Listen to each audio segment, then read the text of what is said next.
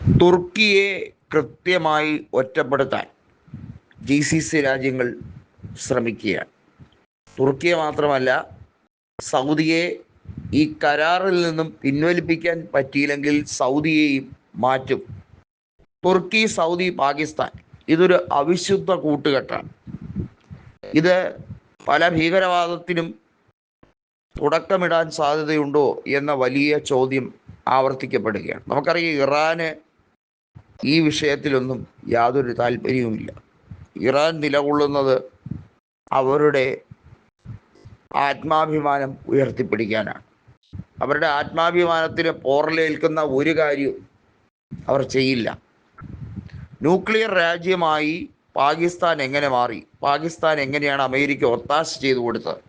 എന്തുകൊണ്ട് പാകിസ്ഥാനെ ഇസ്രായേലും പിന്തുണയ്ക്കുന്നു? ഈ ചോദ്യങ്ങളെല്ലാം പ്രസക്തമാണ്. ഭീകരവാദത്തിൻ്റെ അന്താരാഷ്ട്ര ഹബ്ബാണ് Pakistan.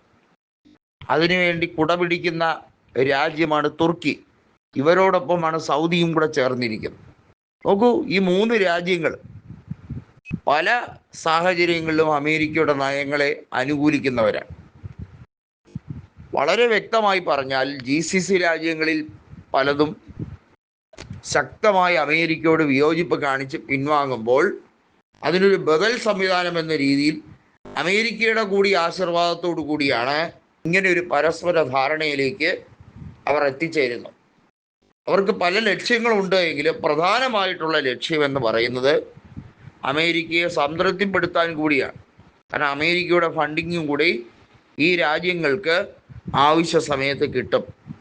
Financial action task force കരിമ്പട്ടികയിൽ ഉൾപ്പെടുത്തിയ രാജ്യമാണ് പാകിസ്ഥാൻ. എന്ന് പറഞ്ഞാൽ പാകിസ്ഥാന് ധനം ഉപയോഗിക്കുന്നത്, അല്ലെങ്കിൽ അന്താരാഷ്ട്ര ബാങ്കിൽ നിന്നും, വേൾഡ് ബാങ്കിൽ നിന്നുമൊക്കെ പാകിസ്ഥാൻ കടമെടുക്കുന്നത് ഭീകരവാദ പ്രവർത്തനങ്ങൾക്ക് വേണ്ടി കൂടിയാണ്. അതല്ലാതെ അവിടെയുള്ള അടിസ്ഥാന വികസനത്തിന് വേണ്ടിയല്ല എന്നുള്ളത് വളരെ നാളുകളായി മറ്റ് രാജ്യങ്ങൾ പറഞ്ഞുകൊണ്ടിരിക്കുന്നതാണ്. നോക്കൂ, സുരക്ഷാ സമിതിയിൽ തന്നെ പാകിസ്ഥാന് വേണ്ടി സപ്പോർട്ട് ചെയ്യുന്നത് എല്ലാ വിഷയങ്ങളിലും അഭിപ്രായ വ്യത്യാസമുള്ള, പരസ്പരം പോരടിക്കുന്ന രാജ്യങ്ങളായ ചൈനയും അമേരിക്കയും എല്ലാ ശത്രുതയും മറന്ന് പാകിസ്ഥാനോടൊപ്പം ഒരുമിച്ച് നിൽക്കുകയാണ് ചെയ്യുന്നത്. എന്തുകൊണ്ടാണ് സുരക്ഷാ സമിതിയിൽ മാത്രം പാകിസ്ഥാൻ വിഷയം വരുമ്പോൾ കശ്മീർ വിഷയത്തെക്കുറിച്ച് പറയുന്ന വേളയിൽ ഒരുമിച്ച് നിൽക്കുന്നത്?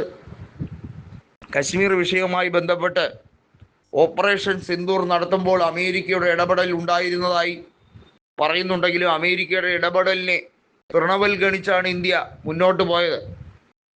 ഇവിടെ പുതിയൊരു കരാർ പ്രകാരം അത്തരത്തിലുള്ള നീക്കങ്ങൾ ഇന്ത്യയുടെ ഭാഗത്തു നിന്നും ഇനിയും ഉണ്ടാകാൻ സാധ്യതയുള്ളപ്പോൾ 3 രാജ്യങ്ങളും തങ്ങളുടെ തുല്യ ശത്രുവായി നമ്മുടെ രാജ്യത്തിനെ പ്രഖ്യാപിക്കും എന്ന തരത്തിലാണല്ലോ ഈ ഒരു കരാർ നിലവിൽ വരുന്നത്.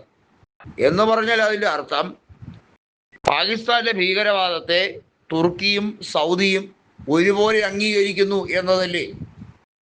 അമേരിക്ക എയർബേസ് തുടങ്ങുക എന്ന് പറഞ്ഞാൽ അത് മറ്റൊരു തരത്തിൽ ഭീകരവാദ ക്യാമ്പിനെ സഹായിക്കാൻ വേണ്ടി കൂടിയാണ് എന്ന യാഥാർത്ഥ്യം മനസ്സിലാക്കിയാണ് ഇന്ന് ഇറാനോടൊപ്പം മറ്റ് മിഡിൽ ഈസ്റ്റ് രാജ്യങ്ങളും ഒപ്പം നിൽക്കാൻ ശ്രമിക്കുന്നത്.